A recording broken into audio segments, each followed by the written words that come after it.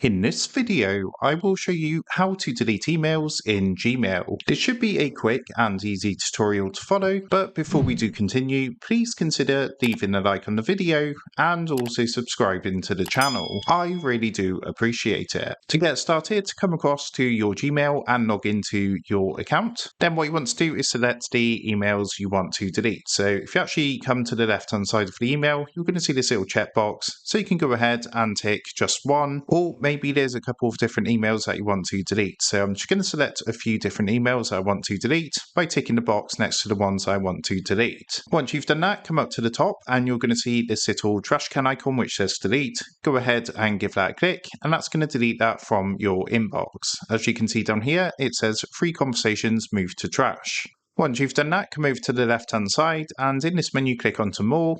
And that's going to bring up some further options, and you're actually going to see your trash folder here. So if you give that a click, you're going to find your emails that have been sent to you, your trash. And to permanently delete these, all you need to do, you're going to see a link here which says empty trash now. Give that a click.